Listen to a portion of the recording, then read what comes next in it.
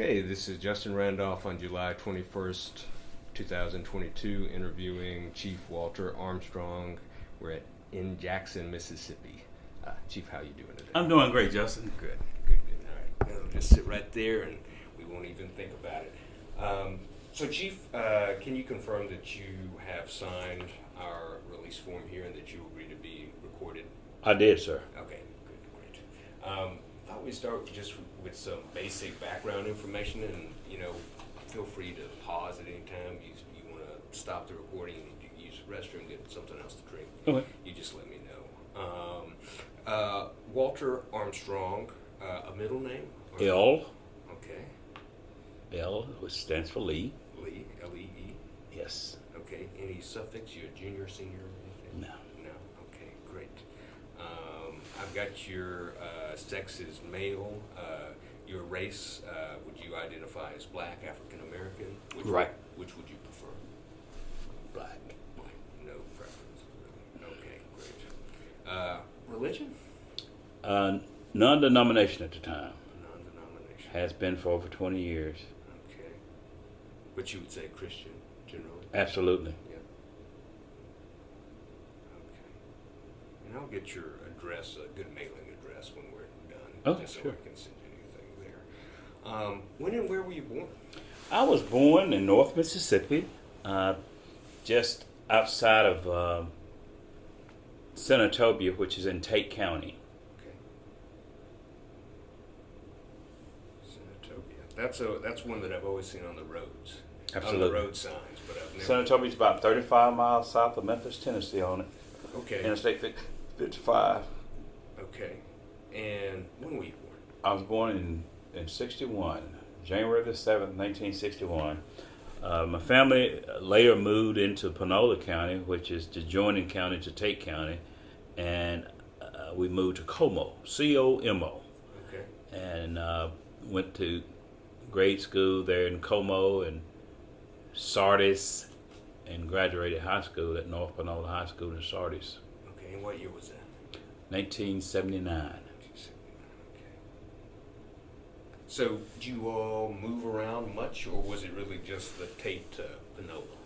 Well, my next move from Panola was in a city just south of Como. I moved to Batesville. Okay, sure.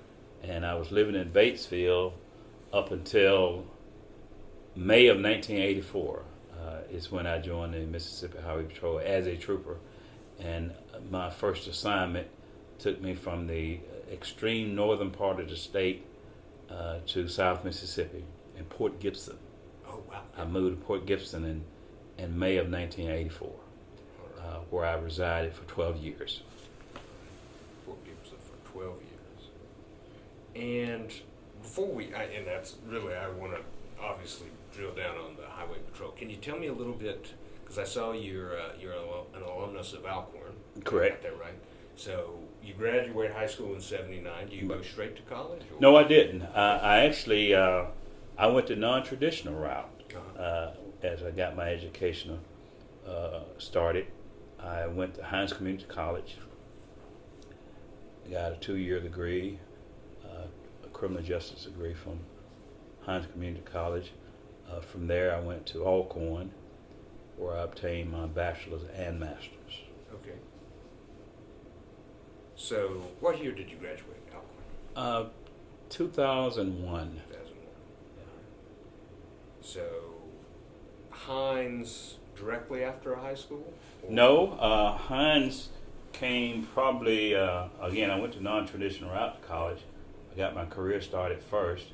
Okay. Actually, was an EMT for 4 years before I became a trooper. Okay. And I worked as an EMT up until I went to trooper school. But I went to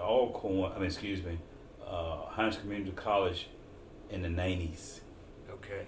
And I graduated again in the 90s from Hines Community College. And from there I went straight into Alcorn. Yeah. Yeah. What led you to be an EMT for those years? Well, my first job ever, I worked what we would call a co-op program it gave me an opportunity to go to a job after school. And in some cases, even getting out of school early, like at noon. I went to work at a hospital there in Sardis. It was North Panola Community Hospital. I went to work there through a co-op program. First working in buildings and grounds, kind of keeping things tidied up. Just a few hours, because again, I was a high school kid. Yeah. And being at that hospital and being around nurses and EMTs, I became interested in ambulance work. So I got familiar with what it would take to become an EMT, which is emergency medical technician, and I got into that program, and I finished the program, and I became an EMT probably around 80, 81, and went through the EMT program at Northwest Community College in Senatobia. Okay. That's where I took the class, and again, just being around EMTs, watching them go out in the ambulance and transport people back to the hospital, I just became interested in it, and I thought, that's what I want to do. Yeah. And of course, that led me into my next career, going to these accident scenes, law enforcement officers coming on these accident scenes, or they coming into the emergency room to complete their investigation. And so now I'm looking at law enforcement officers, more specifically the Mississippi Highway Patrol. Yeah. And I thought, that seemed like that's a pretty cool job as well. So I guess you could say I was fascinated by the lights and sirens as a young person coming up. Yeah. Matter of fact, I was even a volunteer fireman for a little while during the same time I was EMT. So again, just being in the company of these professionals, just got fascinated with it. Yeah. So while working as an EMT, and I started to talk to the state troopers and talk to the police officers. Many of state troopers has a background in either military or local law enforcement. Well, I didn't do the military. Right. I didn't do the local law enforcement. I went straight to the state police, state troopers in Mississippi. So that's kind of how it all played out. Just visually seeing these individuals, and I thought it was pretty cool. And being an EMT, being able to get in that ambulance and go out to an accident scene. Matter of fact, I remember delivering a baby. Ooh. Shortly after I became an EMT. Of course, I was probably more nervous than a young lady who was having a baby, in as much as I had finished EMT school, but I hadn't long finished EMT school. Now, I certainly had not delivered a baby before. So I go out on the scene, and it was me and I had another person on the ambulance, and he was just a driver. So I was 100% in charge of the medical aspect of it. And everything went well. We were able to deliver the baby. The lady was able to deliver. The young girl was able to deliver the baby. I was there to assist. We managed to get the umbilical cord clipped, cut and clipped, and we managed to get her back to the hospital with her newborn baby. Wow. Yeah. So, but nevertheless, I was only EMT for 4 years, because in 1983. I applied to become a state trooper, and was fortunate enough to get accepted real quick. Some troopers will tell you it took them multiple times and multiple years. I was able to get accepted to the academy relatively early. Got accepted late in 1983. Went to the academy in January of 1984. And graduated around May of that same year. Okay. Barely into my 23rd birthday, I was taking on the responsibility of being a Mississippi State Trooper for the state of Mississippi. Wow! All right. Well, this is great. Let me backtrack though. Okay. You've given me so much rich stuff. Yes, sir. So number one, you mentioned that the baby you delivered was from a young person? A young female in her teenage years, Yeah. and as I can recall, out in the rural areas of Batesville. Yeah. I can't recall the exact address, but I remember we had to drive a distance to get there, and we got there, found this young girl is in labor, and no time to load her up to take her to the hospital. It was time to put into practice the training I had recently received. Yeah, it was happening. It was happening. I mean, it's showtime. It was do or die. Yeah. And so we opened up the delivery kit that we had on the ambulance, and we started the process. Yeah.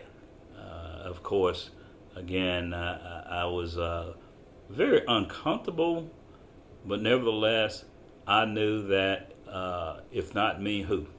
I was the show. Yeah. I was the only one there, the only show in town. As I stated earlier, my partner, he was a driver. He had not gone to EMT school at the time. He later went on and became an EMT. So that was one of the things that we were taught to do, in addition to first aid and putting on tourniquets and putting on splints if you run across somebody with a broken leg, and just all kinds of things. Of course, during those times we didn't have any paramedics. Paramedics can do a lot. Matter of fact, they can do some of the things the nurses cannot do inside the hospital. So what's the difference between a paramedic and a Well, more training. Okay. A paramedic, as I know it to be, would be equivalent to maybe say a registered nurse at a hospital. In a medical setting. But a paramedic is able to administer some meds that a nurse may not be able to do at a hospital without the consent of a doctor. I see. But a paramedic can do those things out in the field because there's not a doctor around. Well, So just more training. They are, more in line with maybe a registered nurse, maybe even a nurse practitioner. okay. Yeah. All right. Well, you mentioned you were uncomfortable in this moment. Was it just the nature of the delivery that was making you nervous? Was there anything else? No, I just think that you learn, and particularly I learned more with hands-on. Well, I had never delivered a baby before, Yeah. and I knew that it was very important that we do everything right, because not only do we have the life of the young lady there, but we now have the life of a newborn baby. Yeah. I remember we had a little suction bulb in the kit Uh-huh. to where we wanted to clear the baby's mouth and the nostrils, and I remember using that. It's just some of the things I did. It almost seemed like it was just a few years ago, but in fact it was over 40 years ago. Right. And I just remember my training kicking in, and that's one of the things you hear a lot of law enforcement say, that when they're in a stressful situation, a life and death situation, that they fall back on their training. And so that's exactly what I did. I fell back on what I had been taught to do. Of course, you get a chance to see some of this stuff while you're in training. I mean, one of the things we had to do, we'd go to a hospital, and I think the hospital I went to was in Memphis, doing the practical part of it. But you don't necessarily get a chance to do anything. Again, you're in training. You're not even certified at the moment. So I had been around some of it, but I certainly had not did any of it in real life situation. So mainly just doing something for the first time. Yeah. And that was in fact the first time. So I think between that and my age, I was, I don't know, maybe 20 years of age, Yeah. somewhere maybe A lot of 19. responsibility. Yeah, right. So it was. I saw it as a huge responsibility for a person who was just getting started. Yeah. Well, let me ask you about, in the paramedic days, do you remember any isolated events where you interacted with state troopers? Oh, absolutely, I did. I would see them. It's two times I would see them more often on the scene of an accident, or if I didn't see them on the scene of an accident, they would come to the hospital to finish up their investigation. Of so many times, which I didn't know at the time, but I learned as I became a trooper. You go to an accident scene, your first priority is to make sure you get the injured loaded and sent to the hospital by ambulance. So you don't really focus on asking them a bunch of questions or looking at their insurance or their driver's license. So the troopers would come out to the emergency room. Matter of fact, one, maybe even two, certainly one stands out. He later became a paramedic working on the ambulance, part time, in addition to his trooper duties. So just seeing him in the emergency room in more of a relaxed environment, particularly after they done finished their investigation. Yeah. So just seeing them, and I was thinking, man, I would sure love to wear that uniform and wear that smoke, as we would call it, smoke a bear hat. Yeah, the hat. And I'll tell you, it was something that I just really, really wanted to do after being around them for so long.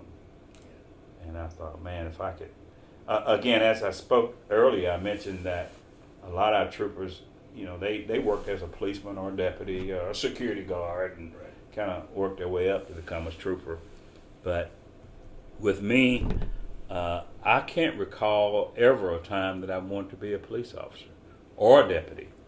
And, I kind of went to the top of the food chain as it relates to state law enforcement, in terms of law enforcement within the state. I'm not talking about the federal government, but in terms of state law enforcement, where you got your policemen, you got your deputies, you got highway patrol. Yeah. Well, I've got a theory, and I wonder if you would agree with it, because the way you're describing the job is not even so much as, when you were working as an EMT, it didn't really even appear to be a law enforcement job. It sort of appeared to be a first responder or a sort of crisis management role, and you're coming to it from that side, almost from a health care. Absolutely, because as I told you earlier, I even worked as a volunteer fireman for a while, and I would go to fires and go to some action scene, but most of the fires, and I thought that was that was my niche. I thought, okay, we're all considered first responders, whether you're a fireman, or EMT, paramedic, state trooper, police deputy, it don't matter. We all are considered first responders because we respond to an incident after it's already happened.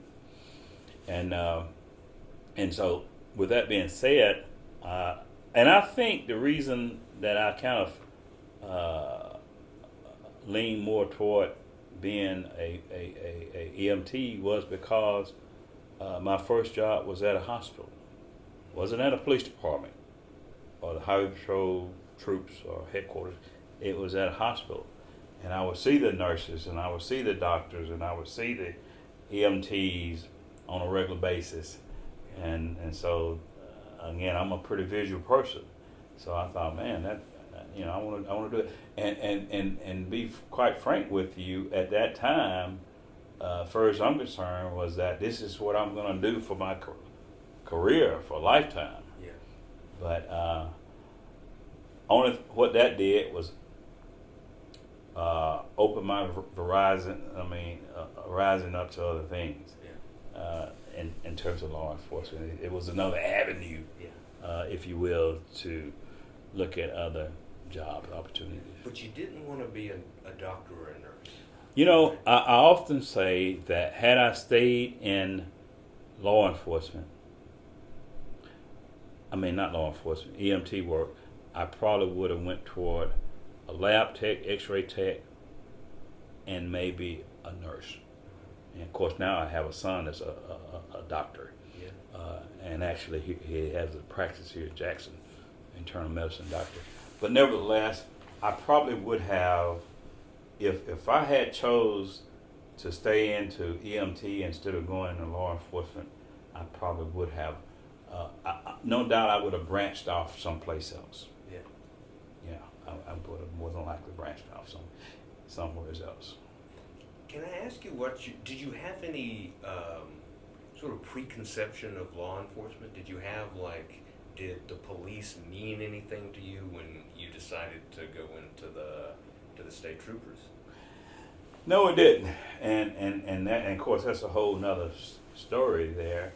Part of the times that I had in my head that I wanted to get into law enforcement, there were some things about law enforcement I did not know. Uh-huh.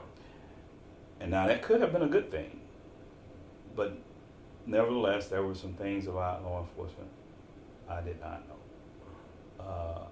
More specifically about the Mississippi Highway Patrol. In 1984, when I became a state trooper, there was only 12 years earlier, in 1972, that we as African Americans, black Americans, was allowed to even be state troopers. I did not know that. I had a vividly memories about some things about law enforcement in general, not necessarily Mississippi Highway Patrol, just law enforcement treatment toward African Americans. I did have some memories about that, Yeah. and mainly that was basically just hearing the talk on the streets.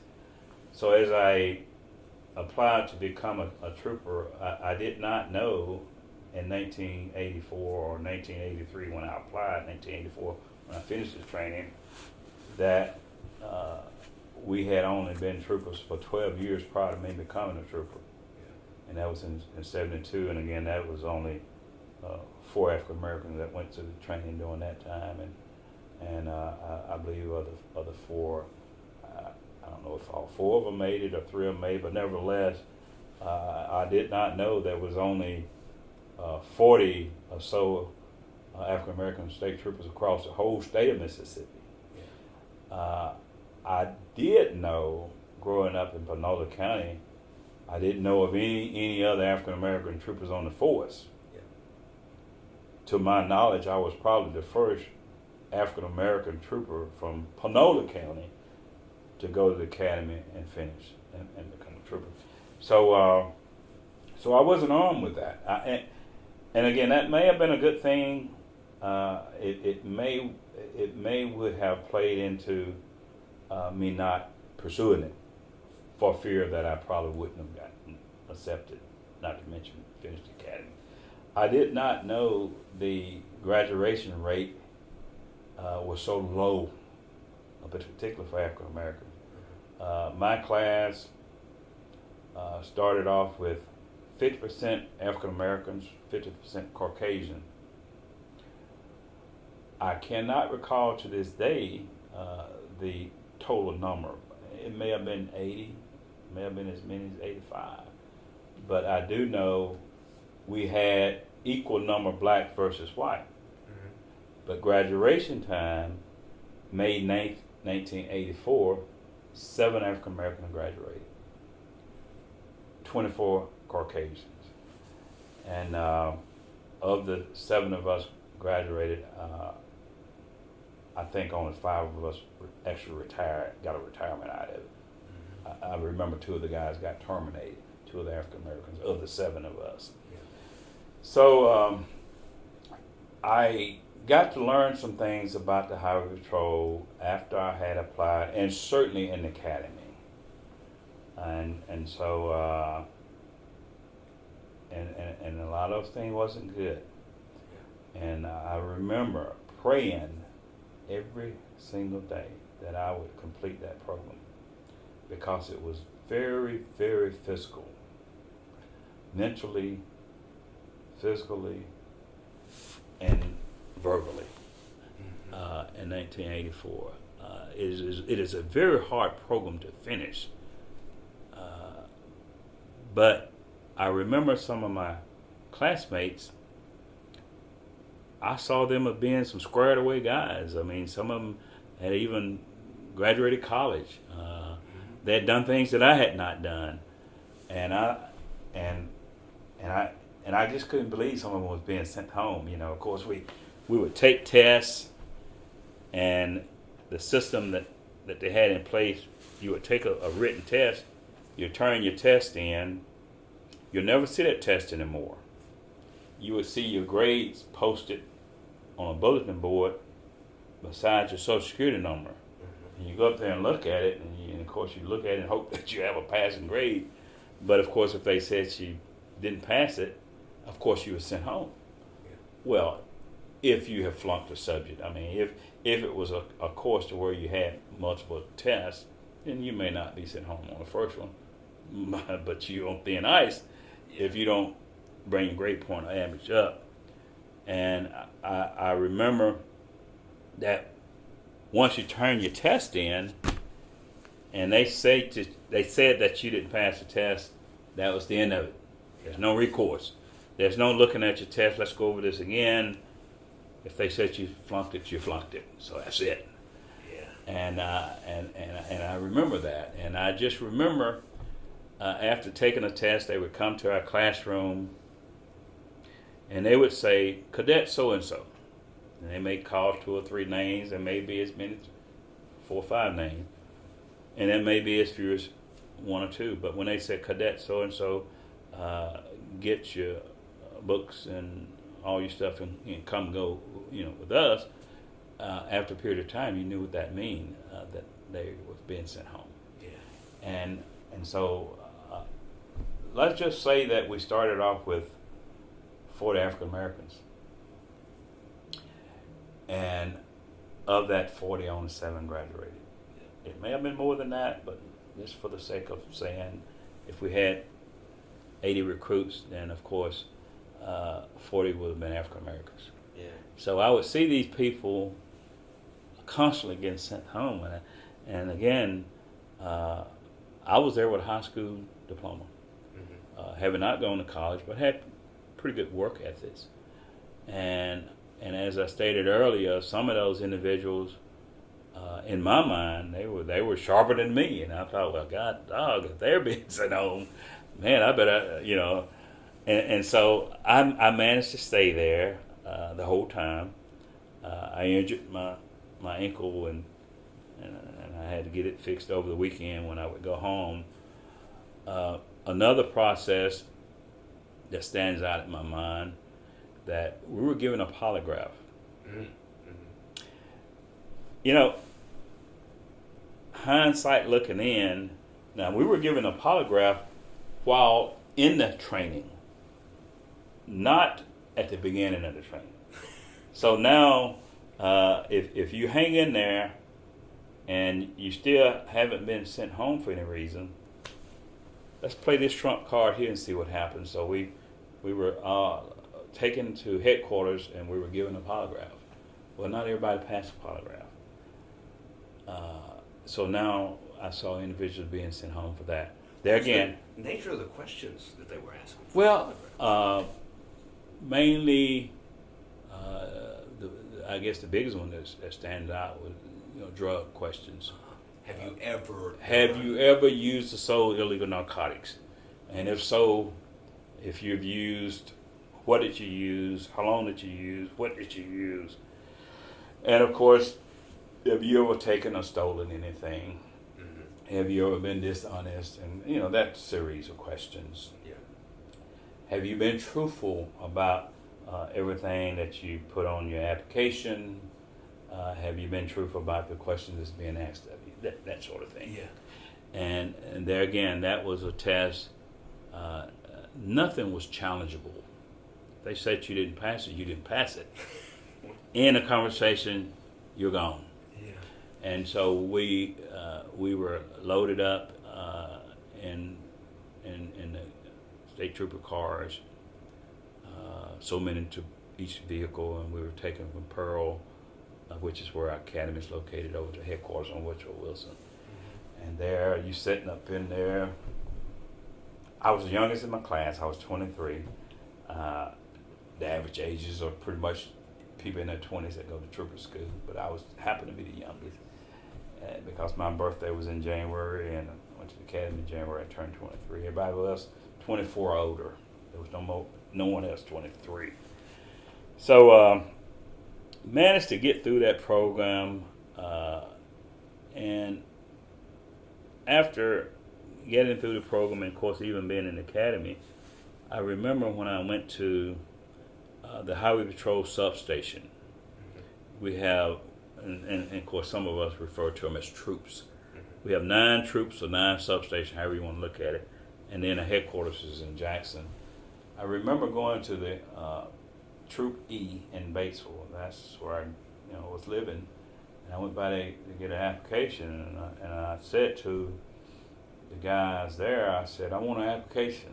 And I said, I want an application to become a trooper.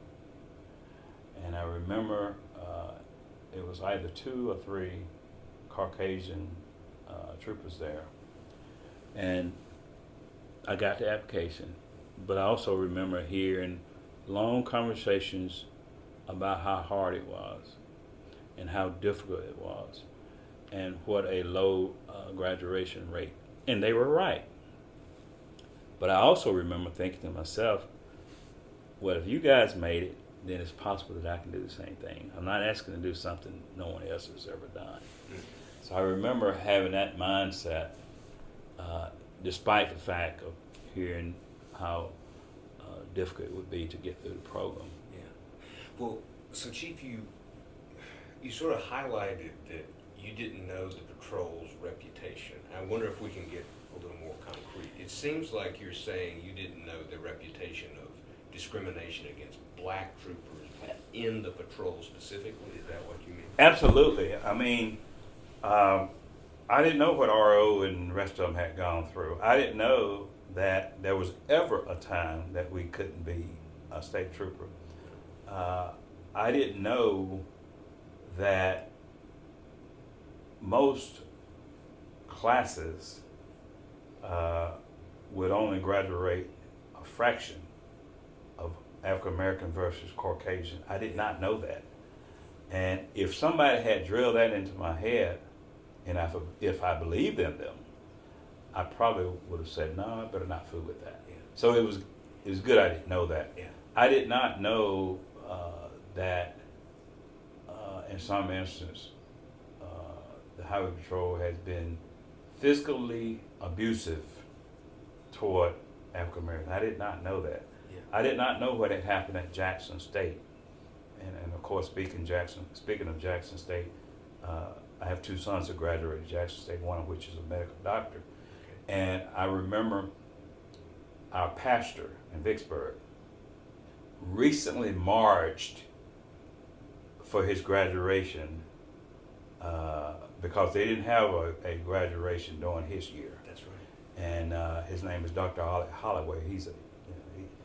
His background's a dentist. But so they let them came back in March. I think it was last year or year before. Mm-hmm. And so I didn't know about none of those things. I had no earthly idea about none of that. So you got the big sort of like headline events like Jackson State. Did you have a sense, or as you stayed in the patrol longer, did you have a sense that sort of the longer history of sort of everyday, mundane sort of discrimination against black people? Yes, I did. There's something that's so overt until you can kind of figure it out. My first assignment as a trooper was, as I mentioned, was in Port Gibson. I was working out of Troop M, which is out of Brookhaven, as a trooper in Brookhaven. And I was working out of that troop, and I remember we would go to district meetings where you have all the troopers that work out of that troop there at the meeting. And I remember we would have inside the meetings, now here it is, we're all state troopers and we all got the same mission, but inside the troop, we would have the black trooper sit to one side, the white trooper sit to the other side. And I thought, hell, we are segregated and integrated at the same time. Yeah. So I remember that, and of course, I'm sure that either side could have got up and moved if they chose to, but it was kind of the norm. When you go in the meet, you sit here, and they sit over there, and as the years went on, I remember this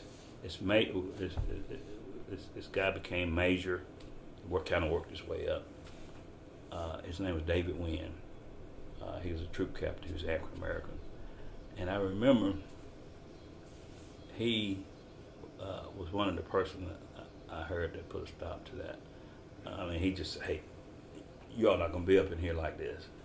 We're not gonna do that." So, and probably to this day, they're probably not doing it. I don't know. I've been retired since '09 from the Highway Patrol, but nevertheless, some of those things, it just became apparent after I became a trooper, and it just became apparent to me. So I had gotten a look. I started picking up bits and pieces, even at the academy, and certainly after graduating the academy. But I think in some cases when you're young, you sometimes things kind of go over your head, and you don't pick up everything. But some of the things that I did pick up was pretty blatant. Yeah. And then I was able to relate back, thinking, oh, okay, that's what was going on. Yeah, sure. Well, you said, just to go back to the academy for a moment, you mentioned how sort of demanding it was, that there was verbal abuse, we might say. I'm sure it wouldn't have been sort of thought of that way at the Right. time. Well, it's a paramilitary organization. So some of what I was seeing, I thought, well, of course I didn't go to the military, but some of what I was seeing, I thought, well, this. And of course, Mississippi has a reputation of being the hardest trooper academy in the nation. Matter of fact, they just starting to lighten up some. I remember there was academy training going on, and there was some troopers came there from other states, maybe say Alabama, Louisiana, maybe Tennessee. They came there with the intentions of staying there for a period of time, kind of monitoring their training. Let's see what we can take back to our state. As I was told a few days into the training, they said, "Man, we got to get out of here. We can't take this back to our training. They're not going to let us do this." It was kind of hinging on hazing. Matter of fact, they have been accused in the background. In the past, of doing some hazing, and that was in later years, long after I graduated. Matter of fact, it's probably been within the last 10 years. Yeah. I just remember making news and all. So again, part of what I was seeing, I thought, well, this is we got to be tough. We out here by ourselves. You might be a trooper out here in the middle of nowhere, and your closest backup might be another 30 miles away, or 20-some miles away. So I thought, maybe it's the reason they're doing us, this way. But I learned different. What's the worst thing physically you had to do in the academy? Well, everything was challenging to me. I underestimated. I had, nowadays, if someone want to go to academy, it don't matter whether you're black or white, and more specifically, if you're African American, there's African American troopers to talk to and prepare you. So I didn't have that. So everything was challenging, but I think the most challenging part of it would be you get pushed to what you would probably perceive as your limit in terms of the physical training, and they keep pushing you. In other words, your morning might start off at 4:30 in the morning, and they never lighten up off of you, with the exception of the time you sit in the classroom and they peeping through the window, making sure you didn't fall asleep, although they kept you up all night. And whoa, wait. How do they do that? well, one, you may not get to bed till after 10 o'clock, maybe after 11 o'clock, but it's not unusual that they'll bust through the door yelling and screaming and hollering and tell everybody to get up and get in full uniform, well, full dress attire, we didn't wear a uniform, and be at the flagpole in formation in, say, 2 minutes. Well, it's impossible to come up from a dead sleep fully dressed and do anything in 2 or 3 minutes. So that was, and they did that a lot of times, and of course the rationale behind it is that, if you be on call, you may get an accident call, or maybe a major situation jump off in the middle of the night, and you got to respond to it, and you got to do it in a reasonable amount of time. That was kind of the rationale behind it, but Okay. So, but again, I still say much of all of it was nerve wracking and challenging, to include the academia part of it, because if you didn't pick up on the academia part of while you're in the classroom, you get out of class, say at 5 o'clock, you eat your dinner. After that, you back in physical training 7, 8, 9, 10 o'clock at night, and then they say lights off at 10:30. Well, you don't have no time to study. And of course, I was driving down from North Mississippi, which is about 4 hours. It depends on how you drive. And so by the time I got home on Friday night, it was time to go to bed. And when I got up on Saturday morning, it was time to wash my clothing that I brought home with me that Friday to prepare myself to go back to the academy. So I had a little time to look over some study material, but Sunday, by the time I got up and got activated, it was time to head back to the academy. I remember the closer I got to the academy, it was almost like an upset stomach. You know what's fixing to happen as soon as you get on the ground. And I mean, it was clockwork. I mean, halfway down you're okay, but the closer you got to Jackson, the butterflies start to set in, and going out to the academy, you go over railroad track. Right there by Whitfield, this medical hospital out there. And you cross that track, oh man, you're almost there. And so you pull back up on the ground, and it's that situation all over again until the next Friday.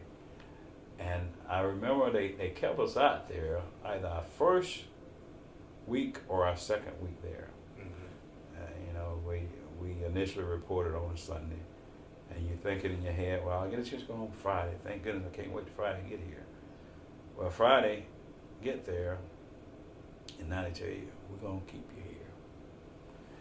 And they PT you and the whole weekend. And so now you're going to have some people thinking, man, do I really want to stay here?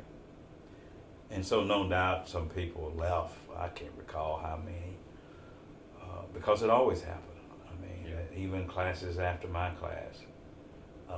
Some would argue that the academy is not what it used to be.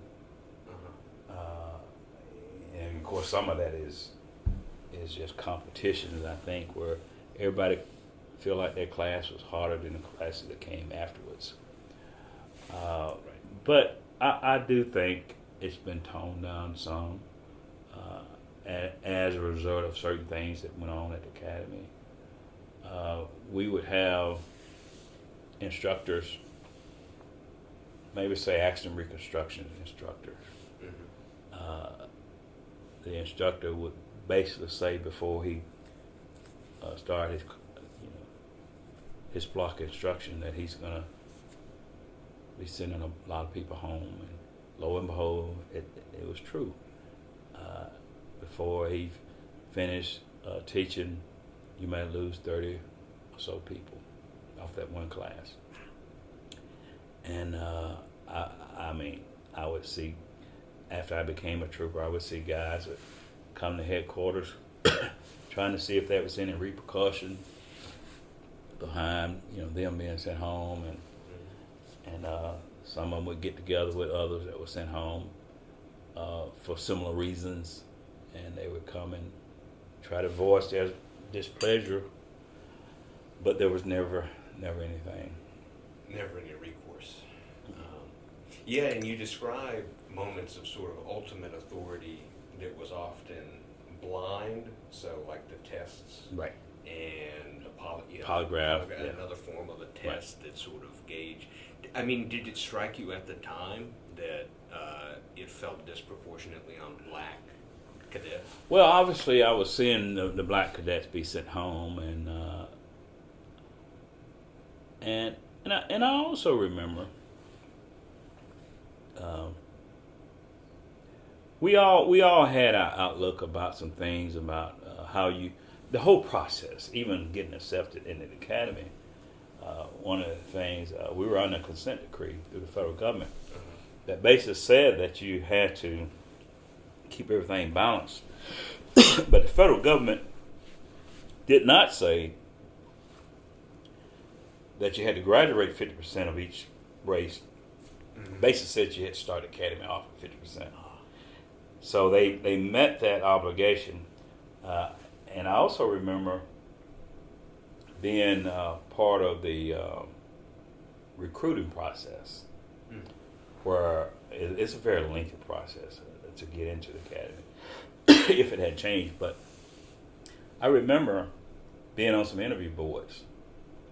I remember certain individuals, more specifically African Americans, coming before this board. And I remember some of the African Americans that I felt certain that I would see them at the academy doing the training. I didn't see them.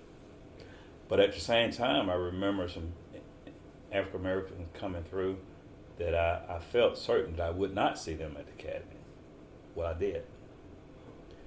And I thought, how in the world did these guys get in, and how in the world that some of the others didn't get in? So we had our theories, some of us did, about that process. What is that? I mean, I'm trying to wrap my head around it. What would you say? What at the time did you think? What did you think was happening? Well, of course, you're not privy to the whole process, but just the interview portion of it, knowing about a little bit about their background in terms of maybe, the question may have been asked, if they went to college, or it may have been in print. And so you're looking at this guy's application, and you see where, got a master's degree, a bachelor's degree, a 2-year college degree, whatever, and he answered everything just right. You think, man, I know he's going to make it to the academy. Well, he didn't. And but at the same time, as I stated earlier, you're not privileged to the whole process in terms of what his background may have shown, this, that, and the other. So you just don't know. But in the back of your mind, you can't help but to think, how can you let this guy in and not let this fella in? So you can't help but to wonder, is this a process to where you're going to let in individuals that are obviously going to wash out or stand a better chance of washing out, and not let in individuals that would probably have done extremely well? I see. You can't help but to think about that. Yeah. So I had that to cross my mind a few times, and not only me, I have heard others to say the same thing. Yeah. That so I think when you get to the point where you see there's some cracks in the armor, now everything become questionable. You have to second guess a lot of things when you learn through your experience and your tenure, what's really going on. So I would see some of the guys that obviously they didn't want to stay there, where what we would call them TAC officer would just give them pure hell. It was almost humanly impossible for those individuals to withstand what was being dished out. You call them a TAC officer? TAC officer. Yeah, okay. Yeah, that's what they call our training officers out there, TAC officers, which are troopers from the rank and file, some of which have excelled up through the ranks. Yeah. They may be a sergeant, they may be a lieutenant, may even be a captain. But then you're going to have some just regular troopers, and so you would just watch how some of our cadets are constantly getting punished or something. You don't really see anything that they're doing, Right. but you see the They're right. yeah. I mean, it was just, and again, this training certainly was of such until you have ex-military people, ex-football player, both on the collegiate level as well as high school, NFL. It didn't matter if they can dial up the heat enough, and you couldn't stay there. It just didn't matter. I mean, it was again, as I understand it, to be the toughest training academy in the nation. All right. Last question about the academy, then I want to hear about Okay. your days on the road. Any black people in authority at the academy when you were there? Not teaching any classes. We had a couple of individuals that would help out during the physical phase of it, whether it be PT or maybe hands-on, where they teach you takedown techniques. Yeah. I know we had one guy. He later got terminated. He was good in boxing. We had to box, and he was good at that. So they brought him in, and so I remember those two. But again, they in terms of the pecking order, they wasn't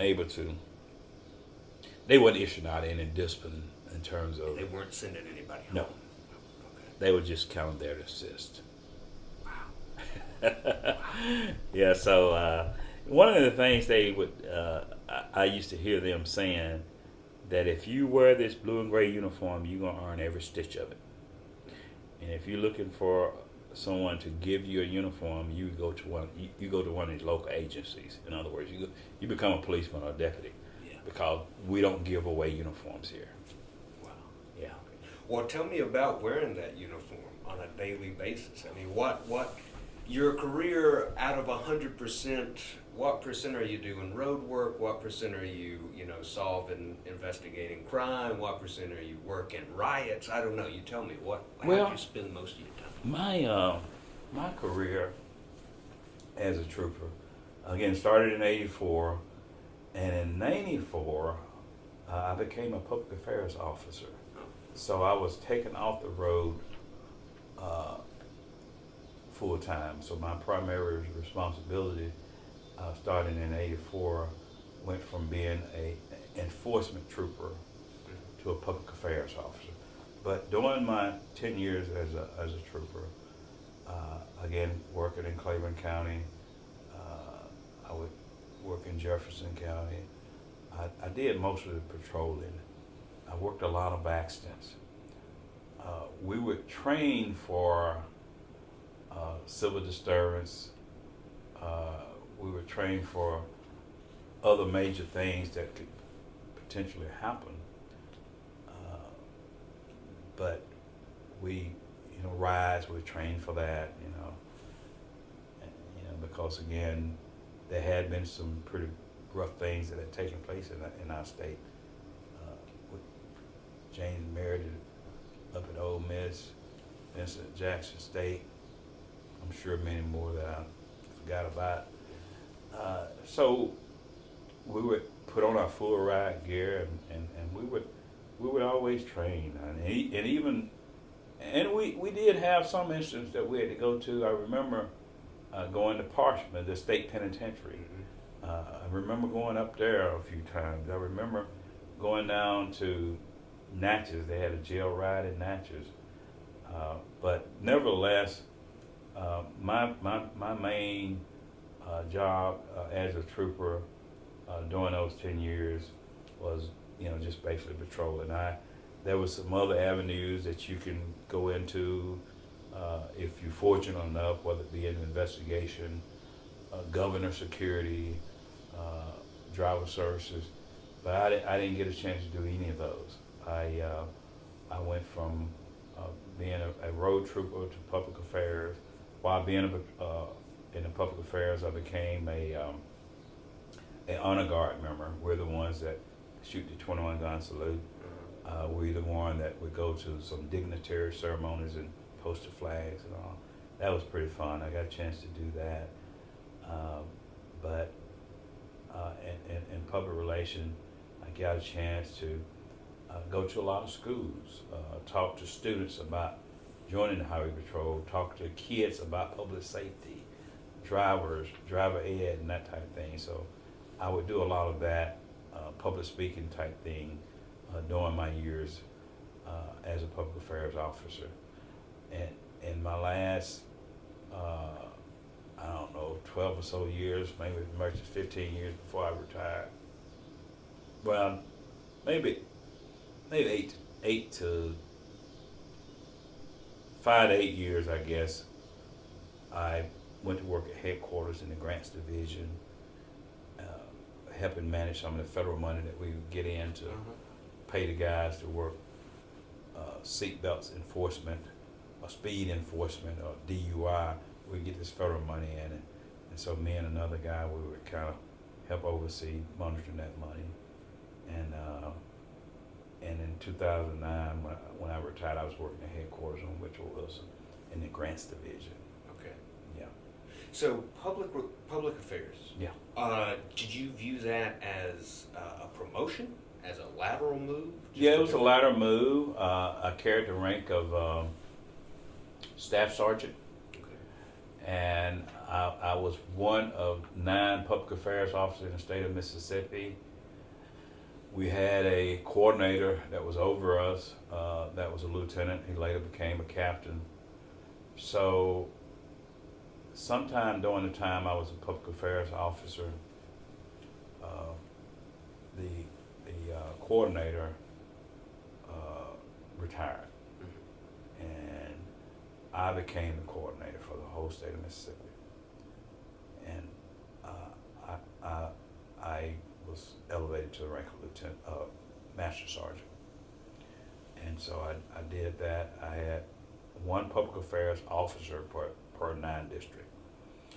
And so I would, oversee that and be responsible to the media outlets around the Jackson metro area. We got most of the media around the Jackson metro area. And so I was in Vicksburg, so I would have to deal with the media lots. I would keep up a lot of statistics. How many tickets that was issued during a specific holidays, how many accidents was worked, how many fatalities was worked, how many DUI arrests. I would have to keep up with that for the entire state. So I did that for a few years, and at some point in time I wound up not in public affairs anymore. That's when I got into the Grants Division, and later was elevated to the rank of lieutenant. Okay. So I retired in 2009 as a lieutenant with 25 years of service and about another 3 years of lead time, 28 years. Okay. And that's when I became police chief in Vicksburg. Right. Which did you prefer, the sort of road trooper life or the public affairs? I preferred the public affairs, but what that did, you have better hours, I think, and I started to learn more about other avenues of employment. In other words, a state trooper mainly responsibility to write tickets, working accidents, assisting. Well, I had done that for, again, 10 years. And I feel like I had mastered that. Yeah. And so now I want to do something else. I want to make a little bit more money. I want to have better hours. And so my job as a public affairs officer, I got a chance to move around the whole state. I got a chance to go and speak to people, Rotary clubs, elementary kids, junior high, college, it didn't matter. I got a chance to do that, so I met a lot of people. I remember being on a couple of governor details that came to Mississippi during my time in public relations. I was part of that, those assignments. Just something different. Yeah.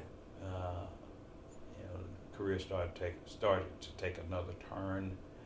I still was able, wearing uniform. I still was able to do that, but mainly off on weekends and holidays and after hours. Yeah. After so many hours. So yeah, I enjoyed my second phase of Highway Patrol better than the first phase. So tell me if you agree with this. I'm detecting a theme here again where, so you were steered away from sort of the traditional sort of law enforcement, like, what pops to people's mind when they think of sort of law enforcement, you sort of chose. Absolutely. Because most of the time, if a conversation come up by law enforcement, it's going to be somebody getting arrested, somebody getting a ticket, or someone felt like they not been treated right. Yeah. And so once I got into public relations, I was removed from that. However, I still would hear it because people want to talk about it. Yeah. But I was no longer that person. Yeah.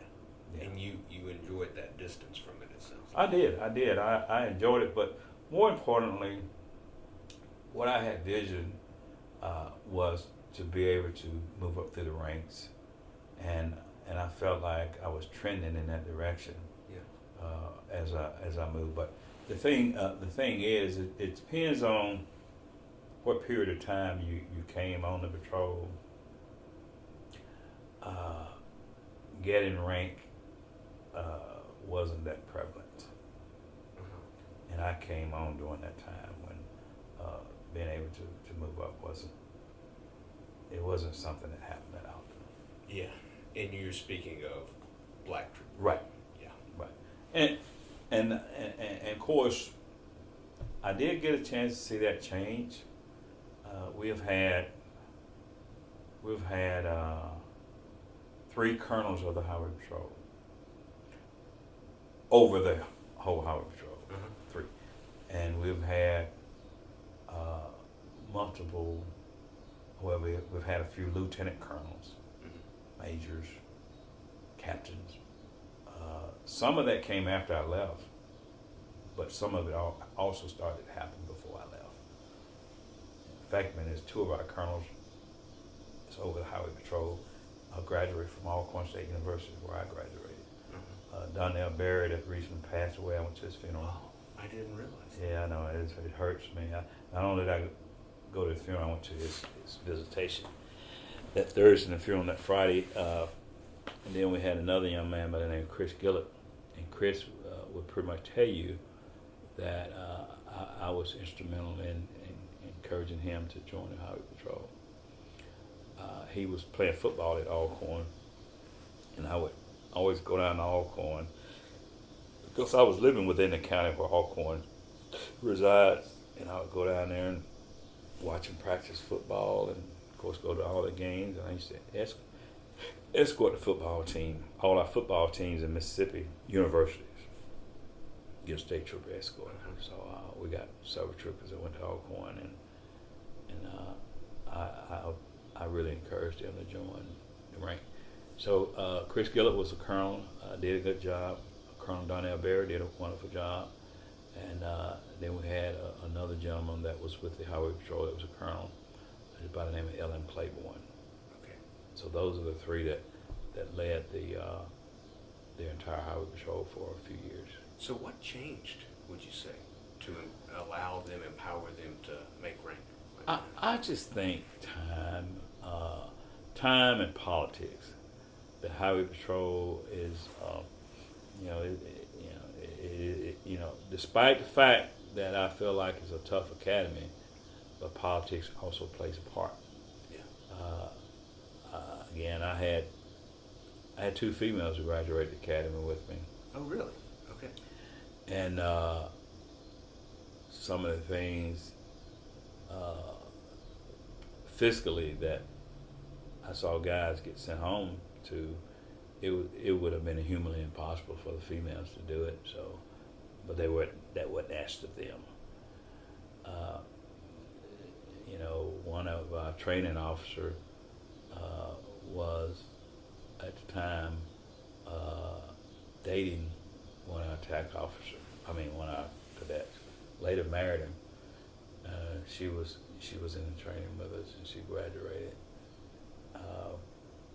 But nevertheless, it's again, you learn a lot. So all you got to do is have eyes and ears and pay attention to what's going on. You can see what's happening. Yeah. But I have a deep love for the Highway Patrol, and even more so back then. I really did. It was a dream come true. I remember the day I graduated. Of course, you graduate in uniforms, and I remember getting in my personal vehicle, driving all the way back to Batesville, and I didn't stop until I got to the hospital where I worked as an EMT. And I went inside with that big old 357 hanging down the side of my leg, a big old Smokey the Bear hat on, and that uniform, and I went into that hospital and just basically just show the people that I had finished the academy. Yeah. Were there people still there that you knew? Oh, absolutely. I mean, the academy, it was about 16 weeks at the time, so Yeah. I had only been gone about 16 weeks. Yeah. So I go back there, and my first assignment was, like I said, in Port Gibson. And I remember during the time that one of the process they asked us to do is to give us 3 or 4 places that you would like to work. Well, me knowing that they're not going to send me back to Panola County, I didn't pick Panola County. But I think I picked Clarksdale, which is Coleman County. I picked maybe South Haven, maybe Grenada County. Just kind of give them a little wiggle room. I'm not asking to go back. Close. Yeah. So I was sent to Port Gibson. I had never been to Port Gibson in my life.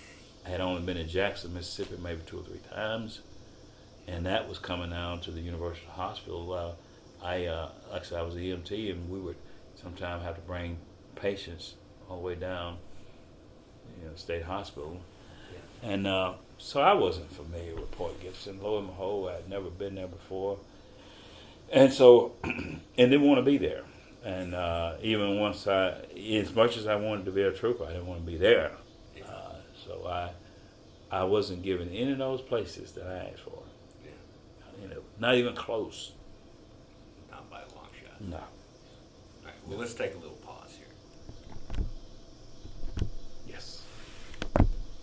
And I'll have another. And you want another? Yeah. All right. So we're back, and we were talking before the short break about, generally we're still on the topic of your time in the patrol. I wonder if we can talk about, anything more about your time on the road. Any particular encounters you remember? Is there a worst day on the job you can remember? Is there a best day on the job you can remember from that phase? Well, fortunately for me, nothing stands out that materialized of course, anytime you stop somebody, anytime you get dispatched to go someplace, there's always that potential. I've gotten many broadcasts over the radio where be on the lookout for a murder suspect. I mean, he committed a murder in this area. He's believed to be coming through your area. I mean, I've gotten those numerous of times, and they would give a description of the suspect, and they would give a description of the vehicle. Of course, during those times, as a lawman, that criminals don't follow any rules. I mean, they may start out in one vehicle, they might be in another one. So during those dispatches to where maybe he done committed a crime to where he done committed a murder and killed another lawman or kill a regular citizen. So everybody you would come in contact with, you have to be on ready in the event. So I've had some stressful situations along those lines. Or you may be on a roadblock with other troopers where you stopping vehicles, you looking for a person, and but as far as any shootouts or anything of that nature, any close calls, I mean, I've been in maybe a couple of small accidents or something like that. But as far as having, we've had lawmen to have, they had to take lives, and we've had law troopers who have lost their lives. Matter of fact, in my training as a trooper, we had a trooper by the name of Steve Gardner. Had just graduated. The class before mine had less than a year on the job. Matter of fact, maybe in less than a few months. He was shot and killed just south of Jackson around Crystal Springs. And I remember thinking, well, this is what I'm training to do. And so here it is. This horrible thing has happened to this young trooper. And they loaded us all on a bus and they took us to his funeral. We were out there in our khakis that we were wearing and shirt, and we went to Steve's funeral. But what was his name? Steve Gardner. Yeah, he was shot and killed. And as I got on the highway patrol, there was other troopers that was murdered around the state. But that one happened while I was training to do what he was doing.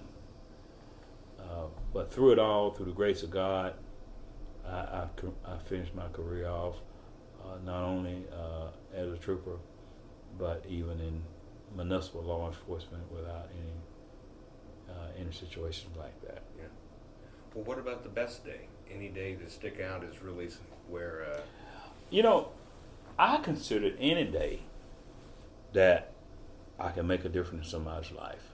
And I'm not talking about stopping them, giving them a ticket. I'm talking about a situation that I was able to help someone and not take anything away from them. In other words, if you stop a bad drunk out there and you take him to jail, you actually have done him a favor. He or she may not realize it at the moment. But where I was able to help a stranded motorist, where I was able to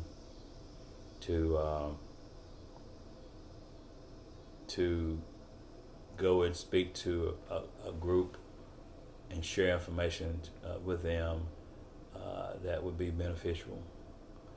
Where I was able to help find a lost child or some elderly person that was wandering around, and I was able to get them back home safely. Those type situations that I have done, and I know they are situations where people never forget. When you come across somebody who are in need of help, we are expected to help people, but there's also some limitations that can be put on that situation where you can help them, but not necessarily do a whole lot. I was one of those that wanted to go overboard. I'm not going to just call somebody to change your flat tire. I'm gonna change it for you. You out here in this hot weather and your vehicle is disabled. I'm not going to have you to wait in your vehicle while somebody come and pick you up. I'm gonna let you sit in my car where the air conditioner's going. Or I'm gonna take you to where you need to be after I get your vehicle towed to the shop or whatever. So, when we go out and do these jobs, as I stated, you can do the least amount, but yet be rendering service, but you can also go overboard. So I was one of those that wanted to, make a difference, and I think that had to do with my upbringing. I wasn't always fortunate. I knew for a fact that there was law enforcement officer during my upbringing that, if they came across you on the road, and you may have been stranded, but in some cases they want to look and see if there's any kind of violation where they can gig you for in the midst of your problems that you're already dealing with. They want to make sure that you don't have anything illegal, or you're not wanted for anything, and all that kind of stuff. Yeah. So I felt like that mainly because of not so much as what I had been through, but what others had been through to be in law enforcement, that I was obligated to try to make a positive difference in the lives of some people, and I was able to do that. One of the things, as I elevated up through law enforcement, not necessarily in the highway patrol, but I had a career outside the highway patrol to where I led 2 different departments. Mm-hmm. And the people that I supervised, they knew that we didn't condone police brutality, racism, or sexism, and that we're going to treat the public the right way, and we're going to treat the public the way we would like to be treated. So I got a chance to make sure that those type of things happen under my leadership, and we did that. And when I say my leadership, I left the Highway Patrol in 2009, not so much because I was ready to retire from being a trooper, but I was given a great opportunity to become a police chief in the city of Vicksburg, and I had enough time to retire. And otherwise than that, I would venture to say I would probably still be wearing the blue and gray uniform as a state trooper. But having been given that opportunity to retire from the Mississippi Highway Patrol and become the chief of police in a medium-sized city and start a whole new career, I saw it as an opportunity. And still to this day, if I had to go back and do anything different, I would not. I would do it exactly the way I did it. Yeah. Well, let's talk about how it happened, how this sort of transition to being the chief of police in Vicksburg happened. You sort of say it was an amazing opportunity. Sounds like it wasn't just you send in an application. How did Absolutely. I did not seek out to become a police chief in Vicksburg. There was a mayor that became the city mayor of Vicksburg by the name of Paul Winfield. He was a city attorney, and he ran for mayor, and he won. I did not know him that well. I knew of his dad, who was also an attorney. So this particular mayor, he had not taken office, but he had won. So he said to a mutual friend of mine and his, if he asked that friend if he thought I would be interested in being a police chief. And that friend said to him, whose name was Greg Carter, he's deceased now, he said, I don't know, but I'll ask him. Well, at the time he asked me if I was interested in being police chief, I had just turned 25 years on the highway patrol. Mm-hmm. I had never done one day as municipal policing. But after all those years in law enforcement, plus, as I stated earlier, I had gone back to school in later years and obtained 3 different college degrees. While I was in the highway patrol, I was Was also... that the leave that you mentioned before? Sir? The 3 years of leave, would that be for these degrees? No, the 3 years of leave had to do with my accumulated annual leave and sick time that wasn't used. Oh, okay. So it went toward my retirement. Nice. Yes, but nevertheless, while I was a state trooper, again, I went to school and got those college degrees, and I also went to the FBI National Academy, Quantico, Virginia, What? 2006. Okay. So I went up there in 2006. I was very fortunate to be able to get accepted and allowed to go up there. That was one of the administrations that was in power that allowed me to do that. I was probably the 4th or 5th African Americans to have ever gone through the academy, the FBI National Academy. So again, when I was asked to become police chief, I felt like I had prepared myself educationally. I felt like I had prepared myself law enforcement career-wise, and I thought, man, yes, to the mutual friend of mine and the mayor at the time, that I would accept that position. So I retired at the end of June of 2009. I became police chief July 10th of 2009, and I worked there as police chief in Vicksburg. Again, a mid-sized city. Vicksburg is not the largest city in the state of Mississippi, but the state of Mississippi has a lot of small, we're talking about probably 200 and some small cities. And so Vicksburg would be considered a mid-sized city. Mm-hmm. So I had 80-some slots for 80-some officers and 25 civilian employees. And so I worked there for 8 years, and then went down to Natchez and did another 4, and that's where I retired after being police chief in Natchez for 4 years. Okay. So Natchez for 4 years, and when did you start that job? 2017. Yes. So about 8 years in Vicksburg. Yeah, 8 years in Vicksburg. Okay. So what was it like becoming the head of a police department? Well, it was challenging, but it was rewarding. Challenging from the standpoint, law enforcement, as it relates to whether you're an FBI agent, state police, or local law enforcement. And local law enforcement would be considered police officer and deputy sheriff. The mission is pretty much the same as it relates to public safety, but the duties and responsibilities is quite different. Mm-hmm. And especially from me coming in from being a state trooper. As I stated earlier, most of our law enforcement officers, they have had local law enforcement. Most of our state troopers have had local law enforcement experience, some of which have had military. I had not had either one.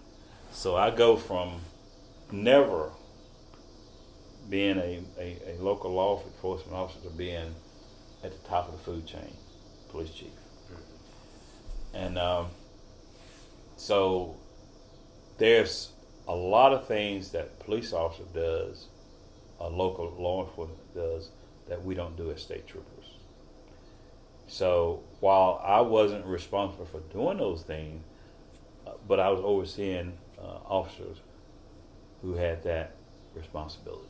Yeah. So I had to, learn and get used to those. What were the different responsibilities? What were the new responsibilities? Well, police, state troopers, we don't do house calls. We don't We don't go. If little Johnny is acting up at home or there's a fight at somebody's residence, a state trooper's not going to show up in Mississippi. You know, if there is somebody steals something out of a Walmart or Kroger's, you know, we don't do that. So therefore, a lot of domestic stuff we don't do. Mm-hmm. A lot of you know, burglaries we don't do. Yeah.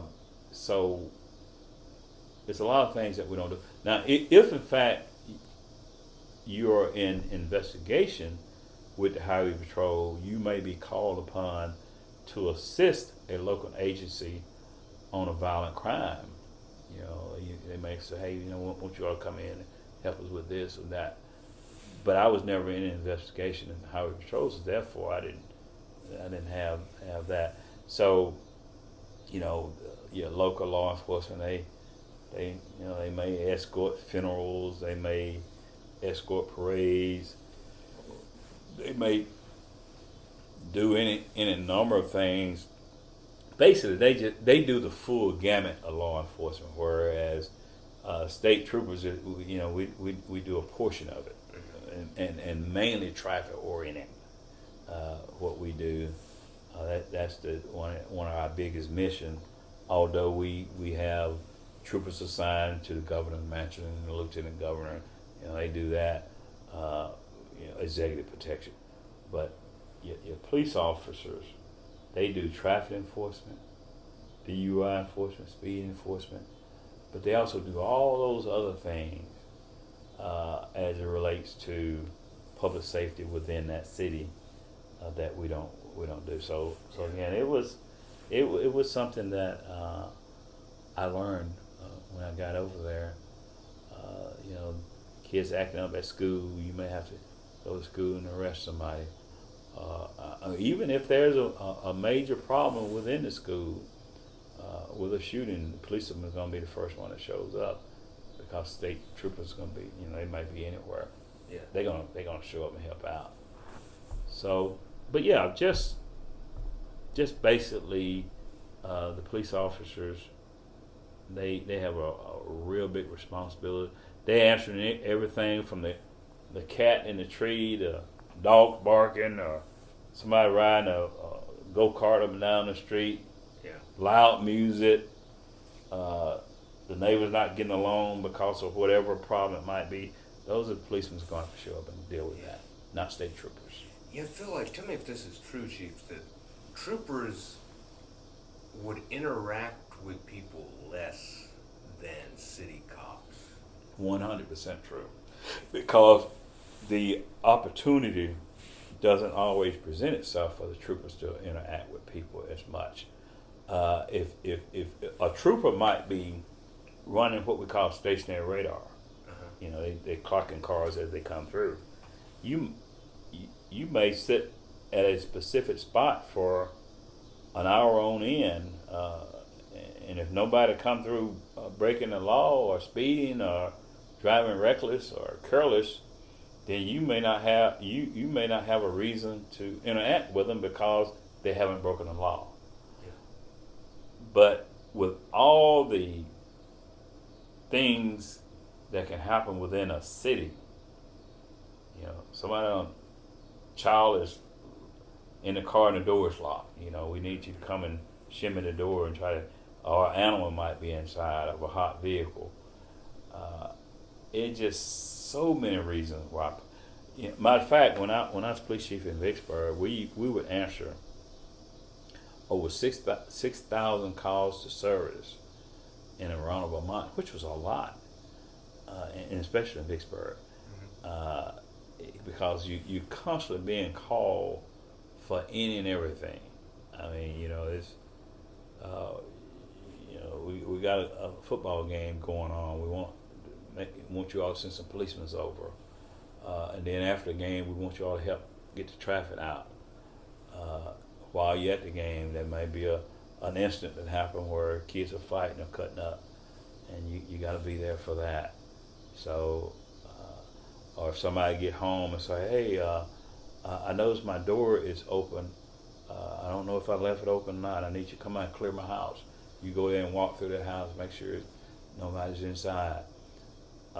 It is, well, it's probably 10 to 1 things that local law enforcement do versus a state police worker. Yeah. Well, it sounds like then there's a lot more accountability. I mean, maybe that's not true, but it seems to me that the potential for things to either go well or bad is going to really ratchet up for local. Oh, absolutely. And so Absolutely. that's going to fall on the chief Absolutely. in particular. Right. See, again, you cannot be a policeman and go through a run of a day and not get multiple calls to service, and particularly depending on where you're working, what city I'm speaking of, and how many of you are working. But you can go through a run of a day as a trooper in some areas that you may not interact with the public hardly at all, because again, nobody had an accident. You didn't stop anybody for DUI or trafficking drugs. You stopped very few cars for speeding. Now your shift is over. Yeah. So if none of those things happen, then but that is unheard of in any size city. Those officers is getting one call after another. Matter of fact, the calls get prioritized because they get backed up, and there's more calls waiting to be sent out to an officer than you have officers. Well, that was my next question. Did you feel like you had enough resources and personnel ever in your time as chief of Vicksburg or Natchez? Vicksburg, I did at different segments of my 8 years of being over there. I did. But what happened during my career at Vicksburg, which ultimately led to me saying, "Man, I'm a retired law enforcement. I have enough of this." There was a huge anti-police wave swept this country a few years ago, and as a result of that, it made it very, very difficult to recruit and retain law enforcement officers. An example of that was in 1983 when I applied to become a trooper. I would venture to say they had over 3,000 applications to choose from. To determine who they're going to allow in the academy, and they only allowed in, like I say, probably somewhere in the neighborhood of 70 to 80, maybe 85. Nowadays, and let me reverse a little bit, and even several classes before and after my classes, they really didn't even have to recruit. I mean, if I would say we're going to have a trooper school, you got an application. Nowadays, when they make the announcement, you'll have as few as 300 or 400 applicants. Now, mind you, you can live anywhere in the state or even out of the state to apply for the state trooper job. So you got fewer people. So with that being said, there was some times in Vicksburg before it got to where it is now that yes, we felt like we had resources to handle the call volume. That's not the case anymore. Not in Vicksburg, not in Natchez, not in Highway Patrol, and not in a lot of places across the nation. And so you attribute that to what you call an anti-police movement. Whenabouts are you saying that sort of I started to notice that when I was in Vicksburg, so that would have been sometime after 2009. It became more prevalent as time went on. The most notable time would have been the death of George Floyd. That was the most blatant, outward murder that I have ever witnessed in my entire life by a law enforcement officer. And I said a law enforcement officer, meaning that Derek Chauvin, he literally murdered George Floyd in real time on camera. And of course, you had those others that stood around and didn't do anything about it. So what Derek Chauvin did for the rest of us in his career, it made it very difficult. Some things that I have seen that's been questionable, whether it was done wrong or done right. Well, I would say that was done wrong and not necessarily done right, but that was done wrong. I don't think it necessary. I think it was over exaggerated by way of the public. But when people do something as blatant as Derek Chauvin's, we all are paying for it. It reminds me of a movie I was watching once. It was a military movie where the guy had a jelly donut, and the sergeant said, "You eat it, they're paying for it." So everybody had to pay for it. Is this guy with this jelly donut? But nevertheless, so we are literally paying for that right now, and I think we will be paying for it for a very long time. It's going to take us a while, if ever, to turn the corner on that, because now everything you do is being scrutinized. Every move you make is being recorded. It don't matter what you're doing, you're constantly being recorded, and of course, just as we started to make a turn from that situation, we had the Aubrey situation over in Georgia, where one of both of those individuals, three of them, was prior law enforcement, and so we just have had a lot of hit in the guts with, and again, and as I told you earlier, anybody that ever worked for me as a law enforcement officer, and again, I was slated for 81 in Vicksburg, 46 in Natchez. They knew that they would never, ever abuse the public. That we got a responsibility to do, and that's public safety, and we're going to do it. And matter of fact, I introduced body cameras to Vicksburg for the first time, and in Natchez for the first time. Neither city had ever had body cameras prior to my tenure as police chief. So you're a pro body camera? Absolutely, 100%. There are some things that has happened, but for the body cameras, it could have been disputed, and they were disputed.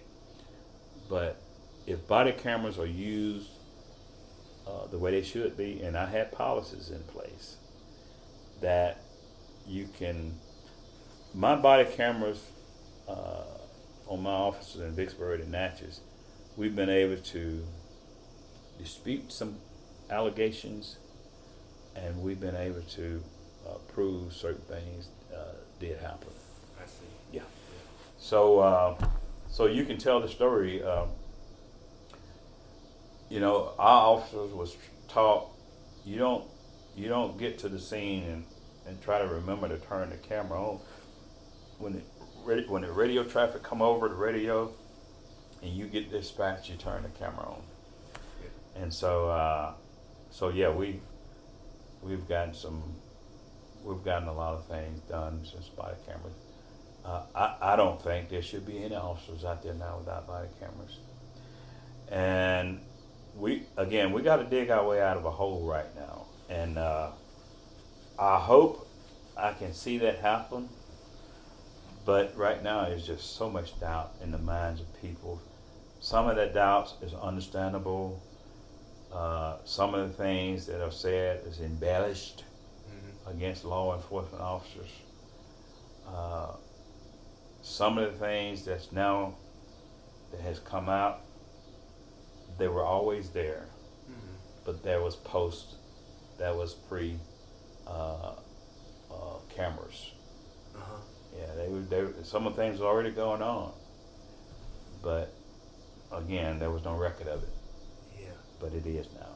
Well, I'm really interested in your sort of interpretation of the long history of what we, I guess, could call violence in law enforcement, or the violence of law enforcement. You're sort of making a case, it sounds to me like the uproar about perceived violence in law enforcement in the last, call it, 10 years has been unprecedented. Absolutely, it has. But at the same time, who was on the opposite side of any civil disturbance that you can ever think of in Mississippi or across this nation? When I say on the other side, that stood in opposition against the people, it was law enforcement. Who was on the other side of the Pettus Bridge March in Alabama? It was law enforcement. Who was over at Jackson State shooting like a bunch of idiots? It was law enforcement. And any and other major civil disturbance, who was out there opposing the people? It was law enforcement. Who was up at Ole Miss? It was law enforcement. So now, but what had happened, I think, most of the people in my generation, a little bit older and certainly younger, they had forgot all about that. They had put that in the rearview mirror until such time as in the 21st century, and more specifically probably within the last 15 or so years, when all these cases started popping up. There was a gentleman up in Carolina, I think it was Charleston, south of North Carolina. North Charleston, South Carolina. Maybe so. But anyway, the name of it? This individual got pulled over, and lo and behold, as I understood it, he was wanted for child support. So he breaks out in a sprint, running from this police officer, and the police officer fired off a few shots in the back of him, killed him. And the police officer can be seen on the video taking his taser and dropping it beside the deceased person's body. It was law enforcement. And he was convicted and all. But, like I said before, had it not been for the body camera. So, some of what we're seeing, it's been going on, but it wasn't being documented. It wasn't being recorded. And so people are now so frustrated until, and I would be the first to say, as I have said to you, I've seen some instances, it wasn't police brutality. It was a law enforcement officer doing his job. And most of all of these shootings, they'll start off with an officer doing his or her job. But many times things get out of control when the law enforcement officer attempts to make the arrest. A struggle ensues, and then ultimately, someone gets shot. Whereas, if it would work the way it should work, and don't get me wrong, in the case of this Scott fellow that was shot in the back, he's running away from the officer, so he's no threat. Although it may have started off as a routine traffic stop for a broken tail light or tag or whatever, that situation never should have happened. Now, how it should have happened was the defendant, he should have stayed there and listened to the officer, and if he was going to be arrested, then go ahead and be arrested. But even if he decided to run away from the officer, that doesn't give him the right to shoot and kill him. Mm-hmm. But nevertheless, so what had happened, and it got worse after I got to Natchez, we would constantly put ads in the paper trying to recruit guys and let them know, hey, we're going to give the test, and you didn't get any takers. I mean, and then some of the people who put in for the job, maybe because they got fired at Walmart for not stacking the shifts right, and so I think I go ahead and put in to become a police officer, and not all the time they make the grade or pass the test or whatever, or don't have the background, but which ultimately leads some agencies into hiring people that they normally wouldn't hire, because they just looking for a warm body with a heartbeat to do the job. But, and I can imagine sort of a feedback. You have a theory of sort of a lot of the instances you're describing are sort of single officers being caught doing the absolute wrong thing. What an officer do out in California with Rodney King, right, Derek Chauvin, or these nuts over in Georgia affect all of us. Now, for some reason, if you're a medical doctor, and I mentioned I got sons a doctor, or if you're a nurse, or if you're a principal, or if you're a school teacher, they deal with those, preacher, you hear about, all that going on with all kinds of people and all kinds of professionals across the nation. They deal with them. They don't say that we're going to march against every principal. We're going to march against every principal, or teacher, or bus driver. They don't do that, but they do with law enforcement. So in Mississippi, in recent years, I don't hear of hardly anything going on that's questionable with law enforcement, and certainly not like I have in some of the other areas. But we suffer the same fallout as they do in the areas in which those incidents has occurred. Yeah. And so it affects, like I say, recruitment, retention, people outlook about law enforcement, people not trusting us. So I lived and worked at a time in law enforcement to where people did in fact trusted us. During my whole career as a trooper, I didn't have that distrust. Not only did I not have it, but my colleagues, we didn't have that. And not only my colleagues, other municipalities and sheriff departments, we didn't have that. But those days have changed. So you are that piece of it is unprecedented in your mind, right? Because as you described, even you would have been taking up your job in the aftermath of something like Jackson State, right? So let me push you on that. Do you remember people ever resenting you or like asking you why you would want to do this for a living or anything like that?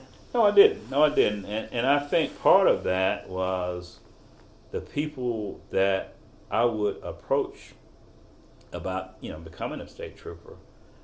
They were of the age until that happened. I mean, I didn't even remember it. Yeah. That happened long before probably were even born.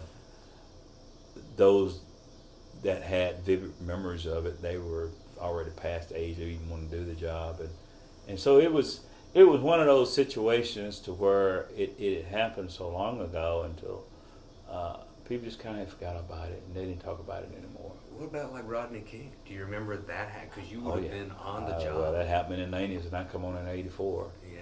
Yeah, I saw it. Yeah. I mean, I tell you what, I never seen. That was the first time in my lifetime in law enforcement, because all of them that was beating him was all law enforcement.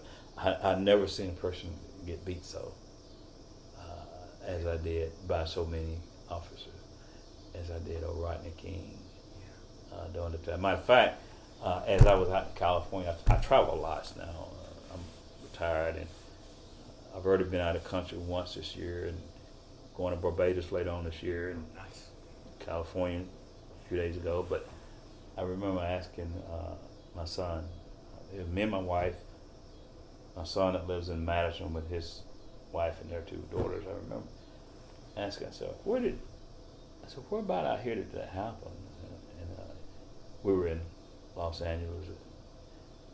We went several other areas. I remember Googling it. Yeah, but that was that sparked one of the biggest riots in my time. Yeah, the acquittal of the police officers. Yeah. Right? It sparked it. Yeah. So you don't remember there being anywhere near the sort of backlash or reaction from the public or amongst law enforcement officers during, say, Rodney King as now or the last 10 years? No. Yeah. No, absolutely not. The thing is, people, they don't necessarily forget, but as people age and the younger people become of age, I think people tend to put a lot of things in their memory and move on until such time something else have happened. Because again, even after Rodney King's situation, I mean, with all the riot, we kind of, got past that, and some of the other instances I mentioned to you has brought it all back in the forefront with these type things that's going on. Yeah. And I hate that we get grouped together. One of the things that I know and recognize that I know that I'm a target, or was a target, should I say, just being out in the public with that uniform on. And I had the autonomy as police chief to wear civilian clothing or the uniform, but I was always a big uniform person, so I would wear the uniform a lot. I know that I could have been at a restaurant or at a gas station or just driving along and somebody knows, I'm a police officer, and be subject to a violent act. Because there's been a lot of law enforcement officers, all they were doing, they were just sitting in their car. And I know several instances of it. Or they were sitting in a restaurant. In Mississippi? No, across the nation. And someone came up and brought harm to them because, again, this anti-police wave that I spoke of. Yeah. And so you got people now, if law enforcement is known for doing bad things, they want to make sure other law enforcement officers pay for it. Yeah. And they would go to an extent to make sure that they pay for it with their life. It was an incident in one of the states where a law enforcement officer, they had to take someone's life. I don't recall the incident. But 2 law enforcement officers were shot and killed. And the saying was that you take one of ours, we're going to take 2 of yours. There never should be a time where it's them against us. And when I say them, I mean the public against law enforcement.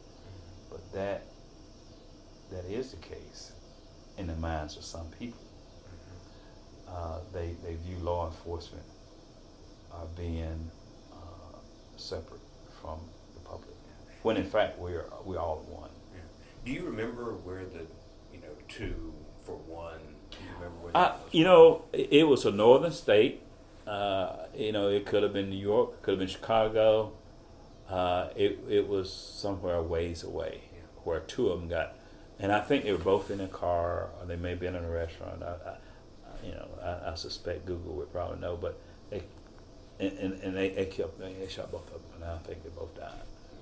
Yeah, and so having served all those years in law enforcement, and I started to be met with some challenges, and the challenges was to get people to want to do the job. So recruitment and retention. So I thought, man, I don't need to keep doing this. Yeah. And I said, I'll go ahead and retire. Yeah. So was it the right time, or was it that? It was a combination. It was a combination of the fact that I started off already retired, and I had been a chief in 2 different cities for a total of 12 years, not counting the leave time, and not counting the fact that I had 4 years in that same retirement system that I couldn't use when I was a state trooper, which was when I worked at this county hospital. So I thought, man, I got 17 years on a second retirement. I can draw it. I looked at the numbers. I said, that's pretty good. So it wasn't any one thing. It was a combination of things. Yeah. And had I not had enough time to retire, I would have stretched it and made it work. Yeah. But I had enough time. I thought, I don't have to do this. Yeah. What was the worst part? So your retirement falls pretty squarely in the aftermath of summer 2020. Yeah. Was there any sort of particularly challenging piece that came out of your job as chief in sort of the aftermath of summer 2020? No, because actually I had it decided. I telegraph much of what I do. I play it through my head.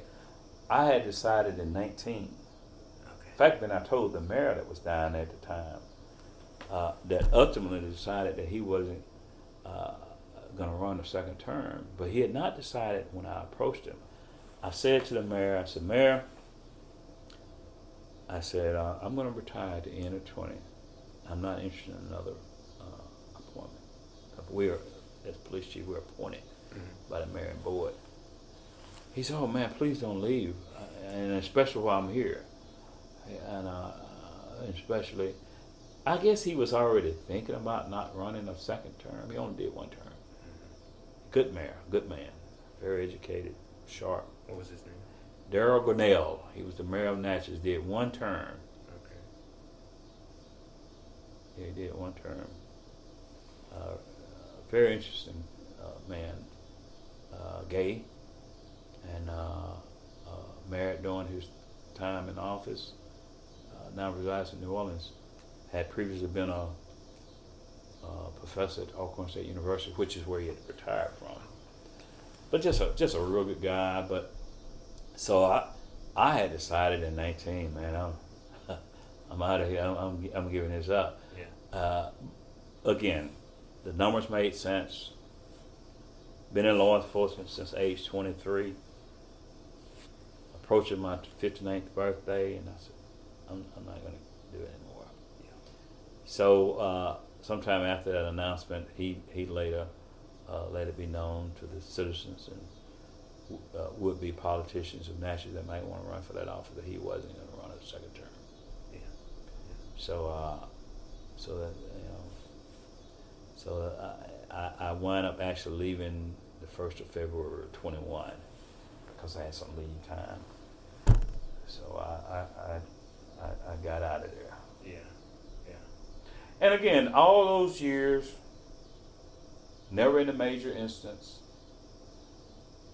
never was I accused or doing anything that I should not have done, unquestionable in terms of trying to do the right thing for the people and for the public. As I mentioned earlier, I had a deep belief that we're going to treat the public right. We're going to be respectful. Mm-hmm. We're not going to abuse our authority. And if you did, we'd call your hand on it. Were you ever confronted by what we could just call sort of community-based activists, either in Natchez or Vicksburg, about sort of the status of policing? I'm glad you asked that question because in my last year there, after the George Floyd deal, I had people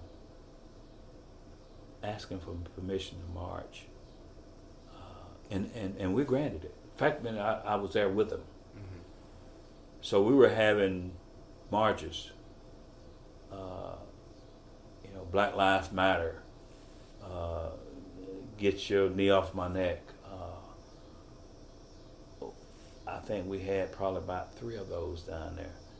Now, mind you, in Natchez, Mississippi, and from where this happened in Minnesota, whatever. Again, and of course, when you have people protesting, you really never know how they're going to go. You're hoping for the best.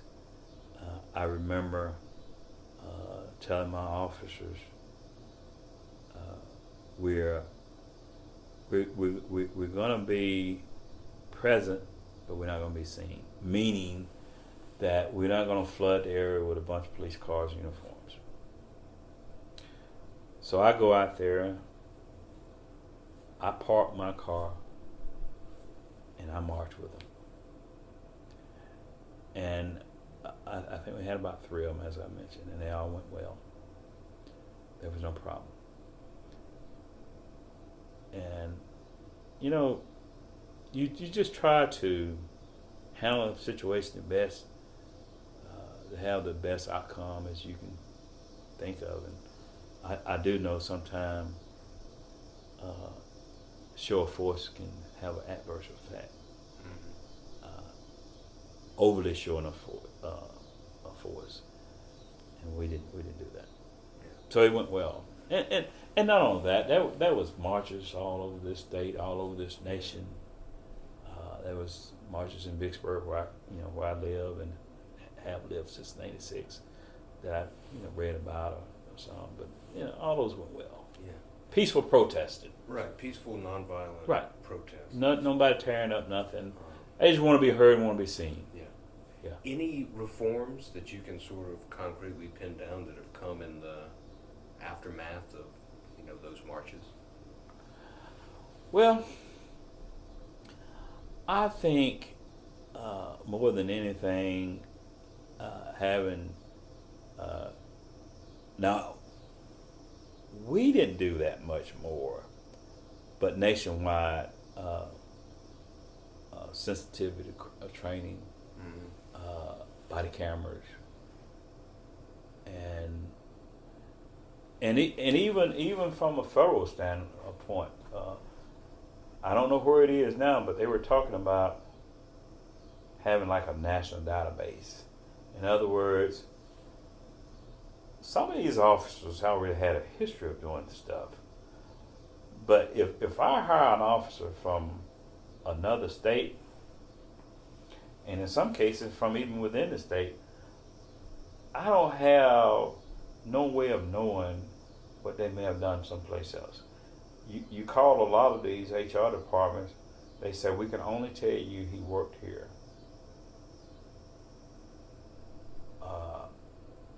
In other words, they because so many times they let him resign, mm-hmm. and so although he may have committed an infraction, but he was allowed to resign. So now they started talking about before I retired. If somebody worked for me in Natchez or Vicksburg, and if I had to fire them or if they resigned, they were talking about having where you have to release more information about why that person left. Yeah. And I don't think there's anything wrong with that, because a lot of times whatever a person do, sometimes they have those tendencies. Child abusers, sexual harassment, and all these type of things. They have those tendencies. They've already done them before, but they were allowed to resign, and in some cases they may have even been terminated. And it's just hard to find out. You hire these folks, you really don't know who you're hiring. Yeah. Yeah. Yeah. Wow. I mean, it's really something to think. How about? I guess I'm curious as to, just as we're sort of wrapping up here, what your reaction would be, because you marched, Right. right?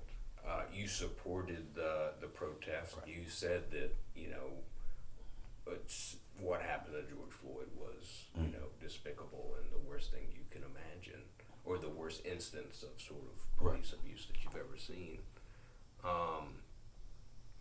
So would you? One of the major movements or political slogans that came out of 2020 was defund the police. Yeah. I mean, how do you fall, or how do you think about that as anything really? Well, first of all, anyone who think that we can live in a society without having peace officers. So not only did they say defund, they had also said dismantle, basically get rid of. We cannot live without peace officers in today's society, and the bad part about that, some of the areas where that talk was coming from, either be it the citizens or the politician, would suffer the most if there was no peace officers. And so, but what's mind-boggling is, how did that conversation even start to begin with? What I say is hold people accountable. You got people who commit certain infractions, and I'm speaking of law enforcement. They had already previously done some of these things, maybe not to that degree, but they were not dealt with. But had they been dealt with, then some of these other incidents wouldn't have been allowed to happen.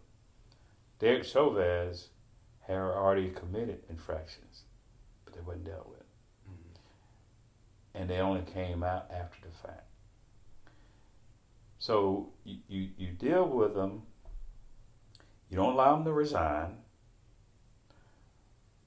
In Mississippi, I'm not sure how it is in some of these other states, you can lose your certification if the agency do what they're supposed to do. So now you don't have a certification. You have to have the certification. You lose that certification. In fact, I hired an individual. Unbeknownst to me, he had had a domestic, and they had pulled his certification. And I hired him before I knew that. But when I found out, I immediately terminated him. There again came from an agency probably 2 hours away from where was working. So we got to have a better system. I mean, even an educator. I mean, if that educator been abusing the kids, and he get terminated, he shouldn't be able to go over here and work. He should be banned. Depends on the infraction. Yeah. What about the argument that in a lot of the people who, and it's a spectrum as you're describing, right, from sort of defund to abolition, right, police abolition. What about the argument that funding in society should be prioritized to things like health care and social welfare and things that are not the police, but often are jobs assigned to police. Right. If that makes sense. Are you familiar with that sort of line? Well, what I am familiar with, and I guess I got a chance to see more of it over the last 5 days out in LA that I've ever seen, and that's mental illness.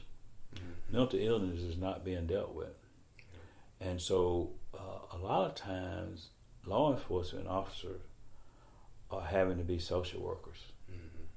and they're having to deal with people with mental illness, and law enforcement a lot of times, while they're out there dealing with a person with mental illness, and they shouldn't have to do that, but their resolve so many times lead to an arrest. If this guy is acting, a lady or guy acting up, law enforcement get there and they still acting up, they can't treat them. They're already at home. I'm talking about literally at home. This is their house with their family members, or they're at some institution that's still considered home. So they feel like, well, I can't just leave them here. Mm-hmm. I got to do something. So that something leads to an attempt to arrest, which is, again, as I stated on the forefront, that person needs to be treated. They don't need to be put in a jail cell. And a lot of times those incidents leads to bad things happening. But one of the things I heard when they were talking about this defunding or dismantling law enforcement is that we'll send social workers. Mm-hmm. And some of these people will chew them up and spit them out. They are violent people. Yeah. And again, I don't know how in the world somebody can make it in their mind that was the answer. But that went all over this country, and you know, some of what we're dealing with is that kind of mindset. We don't need police. Mm-hmm. Well, you do need police. You need good police, law enforcement, and they need to be held accountable. They need to be properly trained. You got some law enforcement agencies in Mississippi, they get zero training. As a state trooper and as a police officer, we are mandated to get so much training a year. Well, you got some agents that can't afford it. They they just. I remember, having to give other agencies our cars that we have sidelined. Right. They don't have bulletproof vests. They don't have the money.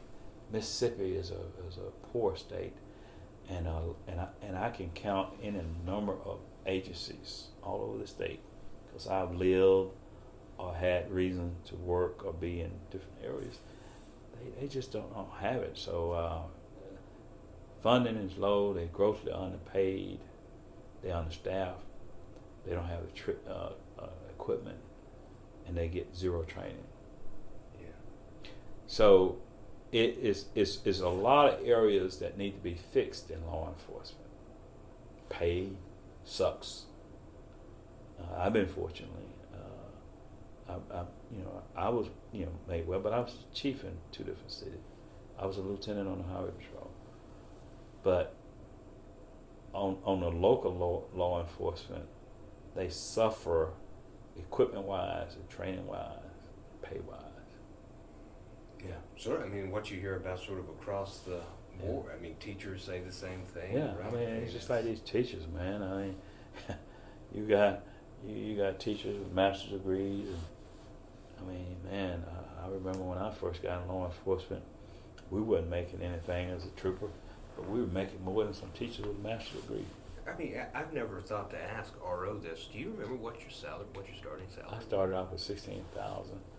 Now I think they're around 50. 50 starting. And with the rest of yeah, go. Which way? Straight to the back.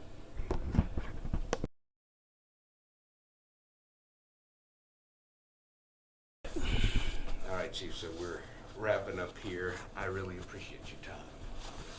I know you worked a long day. This is sort of a double shift for you here, and you've got to turn your mind on. think back 40 years. Yeah. Well, some of that stuff kind of sticks with me. I'm one of those persons that probably hold on to stuff too long. I probably need to move on and let it go, but some of it's so vivid until it just kind of hangs around. What kind of stuff are you thinking of there? Well, just what I've gone through and history of law enforcement, some of the struggles. I have often asked myself, how in the world can anybody treat anybody the way that sometimes people treat another human being? Yeah. Have you come to any conclusions on that? I mean, you must have seen humanity's at its best and its worst, right? One thing about your line of work is you're constantly coming in contact with people. Right. You're around people all the time. How do you describe the people who, hurt other people? Well, I think a lot of it has to do with the environment that people live in. They, feel like, even back during the slavery days, I think people who come along after those times, some of them just never let that go. They just feel like this is the way we're supposed to act. And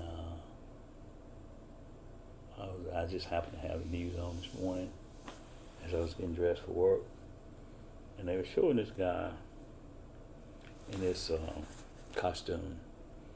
I don't know whether it was a big bird or some other costume, but it made national news. All these little old babies, 2 and 3-year-old kids. These two little girls just waving toward this guy in his costume as he was approaching him, and he sidestepped him and went on over and hooked her. Well, you don't do that, but of course it made news, and it was obvious what happened. But I just think sometimes people are ingrained with this hateful meanness, and sometimes we all pay for it. I remember my days as a trooper, and as I told you, we were only 12 years allowed to do this job, and I would be driving my trooper car, and people would see me coming, and they were waving at the car, and of course I throw my hand up and wave, and I see that I'm not the right one. They try to snatch the hand down right quick, and I thought, you can't take it back. I saw it, Right. And it's just crazy, man. I tell you, and I hate it. I'm one of those persons that I can get along with everybody, and I love people, and I didn't have any other choice. I came up in a family of 10. We didn't have anything. We were humble, trying to get along with everybody, and that stuck with me to this day. And I just believe in treating people like they're human, and they are, and getting along with everybody. Yeah. Well, that's the last thing I want to tell you about, is sort of usually where interviews start, but it's where this one's going to end. Can you just tell me your parents' names? They both are deceased. My mother is Vetter, Veter, Vetter Ree Armstrong, Ree Armstrong, and my dad had initials for his first name, which is RB. RB. Yeah, RB Armstrong, Senior. Got a brother with that same name. He's junior. And you had 9 brothers and sisters? Yes. I had 7 sisters and 2 brothers. Were you the oldest, youngest? I'm probably About the fourth from the top. Okay. Yeah. Your family grew up in town, out in the county? Urban country. Yeah. Yeah. Had they been, I know you said they moved. Oh yeah, my family all still in North Mississippi with the exception of me. Well, I got a sister in Memphis, and I got another sister up near Memphis, but she's in like DeSoto County, just the last county before getting into Memphis. And then the rest of my siblings live around the Tate and Pinole County area. I have two sisters deceased, and I have a brother deceased. And a brother got killed while I was in Natchez working. I believe it was in 20. He was killed in an automobile crash by a drunk driver. I imagine that was extra difficult for you. Oh yeah. Yeah, I have two brothers, but this particular one was my youngest, and we would talk all the time. I really miss Ricky. That was his name. I really miss him. Think about him all the time. But nevertheless, life take all kind of turns. Yeah. So since being a law enforcement and moving from up there down here, I lost both parents, two sisters, and a brother. 5. Yeah. One generation back, did you know your grandparents?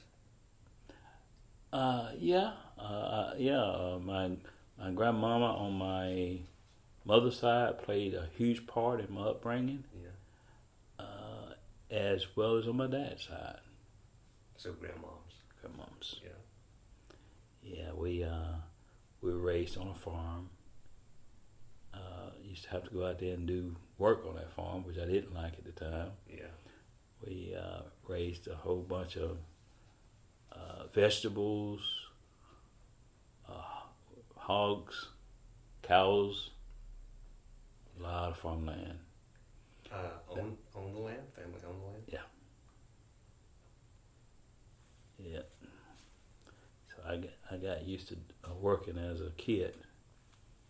I wasn't getting paid for it, but I was Yeah. I was having to do it. It was the work that On happened. Saturday. Didn't have no choice. Yeah. Wow. How big was the farm? You said it was pretty big. I don't know how many acres it was. I know we didn't have a typical garden where you have your okra, your tomatoes, your peas, and this, that, and the other. We would have areas twice the size of this room with just one vegetable, Right. whether it be peas or okra or whatever. Yeah. So we had acres of, that kind of stuff. But no cash crop. Well, they would sell it. But the oak, like the vegetables. Yeah, the vegetables. No cotton or anything. No, we didn't. We didn't do any of that. Just beans and stuff like that. Yeah. But no cotton. And did your parents attend college? No, they didn't. Yeah. So you were the first generation of your family. Yeah. Great. What should I have asked you? I don't know, man. I wasn't really prepared for you to ask me any specific things, but I think you probably asked, for the most part, everything. I can't think of anything else. All right. Well, you'll have plenty of time to think, and we'll talk in the time after that. Any questions from me? No. I enjoyed meeting you, man. I remember getting that email from you, and you mentioned somebody RO and Constance Harvey. Yep. I didn't know either one of them until after I started on the highway patrol, and probably a while after being on here before I heard about Constance Harvey and the role she played. Yeah. I'll be seeing her next Friday, Yeah. a week from tomorrow. Yeah. It'll be exciting. Sure. I'm sure she's got a Yeah. big speech planned. Yeah. Kind of look forward to it, and more importantly, seeing some of the other ones I hadn't seen in a while. Because I went to Donnell Berry's funeral, Colonel Berry, and I got a chance to see a lot of those guys, and to see them coming into that church, and I noticed how some of them had aged, quite a bit, and I hadn't seen her in a while, and that's all part of the aging process. And I thought, man, I ain't seen no so and so in a while, because I separated from the patrol in 2009, as I mentioned, and some of them I probably hadn't seen since before then. Yeah. I Well, saw them. people all dressed up in their uniform for the wedding, for the funeral. Well, those that still working, but Okay. a lot of the ones that I'm referencing now, they were in civilian clothing. They already retired. Yeah.